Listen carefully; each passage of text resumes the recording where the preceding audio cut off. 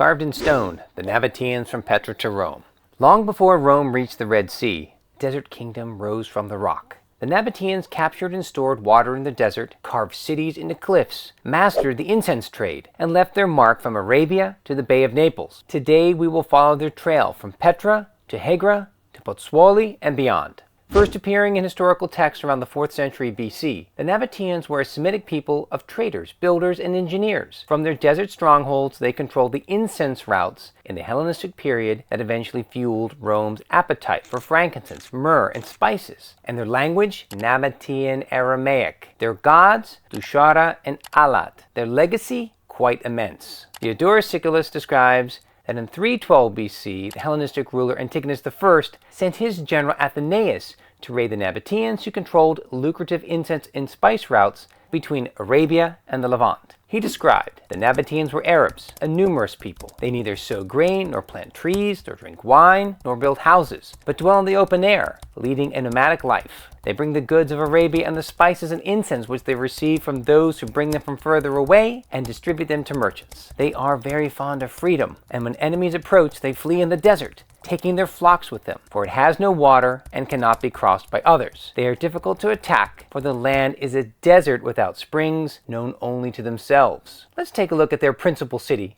Petra. Petra, from the Greek, was known as Rakhmu in Nabataean. Today we call it the Rose City. With their success and wealth, the Nabataeans eventually built this city of engineering and elegance. Carved facades, like the treasury, dazzle with Hellenistic flourishes. A key ruler of the city was Aretas IV Philopatris, ruling from 9 BC to AD 40, who presided over Petra's golden age. He transformed the Nabataean capital with grand tomb facades, like the Kazne and the Al-Hijr, and expanded the city center with temple complexes, such as Qasr al-Bint and the so-called Great Temple. He cut new streets and markets, and perfected Petra's water systems with channels and dams, and cisterns. His long reign turned Petra into a cosmopolitan showcase of Nabataean and Hellenistic design, fed by the spice and incense trade. Approved by Augustus as king and maintaining good terms with Tiberius, Aretas IV balanced loyalty to Rome with Nabataean independence, keeping his kingdom prosperous and intact for over 4 decades. Strabo wrote, "They occupy a country difficult for strangers to penetrate, abounding in rocks and precipices, yet they have reservoirs and underground cisterns of water."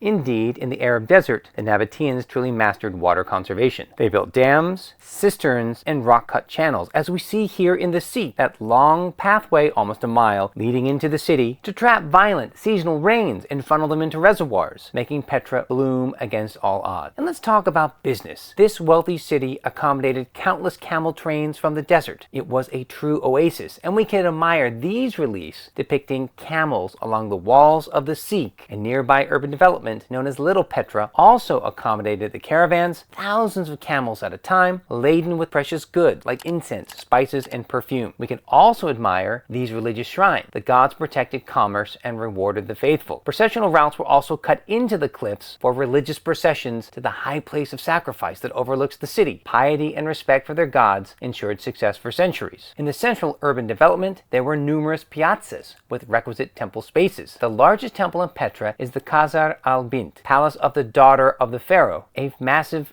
freestanding stone sanctuary at the end of the colonnaded street in the city center. Built in the late 1st century BC and refurbished under Aretas IV, it stands on a high podium approached by a grand staircase, partially lined with marble even today, with towering walls over 20 meters. South of Petra lies Hegra, the first UNESCO World Heritage Site in Saudi Arabia and the southern sister of Petra. Over 100 monumental tombs rise from sandstone hills, each inscribed in Nabataean script, something that is much more rarely preserved in Petra.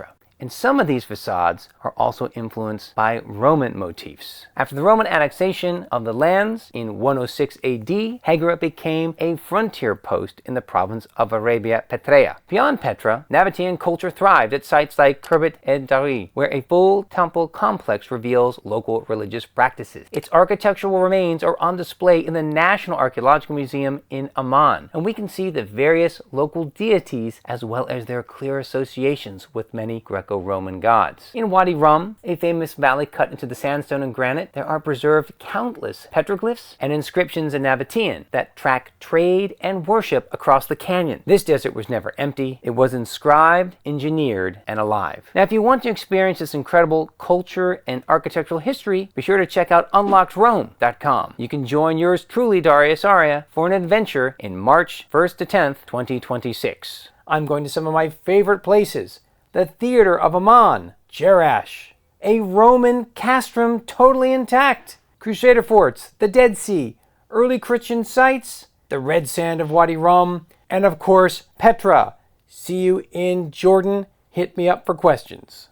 The Nabataeans didn't just command the land, they sailed as well. Their port in Aqaba and in Giza connected caravan routes to the sea, extending Nabataean reach from India to Alexandria and linking to Roman ports like Berenice and Myos Hormos. In fact, the ancient source, the Periplus of the Erythraean Sea, describes the ports and Nabataean trade links. When Trajan finally annexed Nabatea in AD 106, forming Arabia per Eritrea, Petra became a Roman city. Its empire gave way to more sailing routes in the Via Traiana that helped the cities of the Decapolis flourish, cities like Jerash. But the Nabataean identity endured. Romanization wasn't a simple replacement, it fostered dialogue with the indigenous people, and there was a merger and overlapping of ideas and traditions. There was also expansion in Petra itself, as we see in the enlarged theater at Petra under the Romans. Now, one of the most surprising recent Nabataean finds lies not in the desert, but in the Bay of Naples. At Pozzuoli, a dedication to Teshara and the Nabataean people was found in a Roman temple that is today still submerged between a few meters of water in the Bay of Pozzuoli due to the slow-moving earthquake, the Bradisism, that plagues the region. And the inscription is a dedication to Desare Sacrum, or Sacred to Desaris, that is, Teshara, showing how far the Nabataeans traveled as merchants, as worshippers, as partners in Rome's vast economy. And of course, we can also refer to the Horia Piperitari in Rome, the ultimate destination of incense, spices, and other precious goods, which would have been in part transported to Rome from the extensive Nabataean network. So the Nabataeans weren't lost, they were integrated, and their cities remain carved in stone, inscribed on trade routes, remembered in Roman markets like the Horia Piperitaria in the Roman Forum. You can learn more by watching the recent Ancient Rome Live video on spice and pepper trade. A look at the Nabataeans reveals a Mediterranean world broader than Rome and a desert people who mastered rock, water, and empire.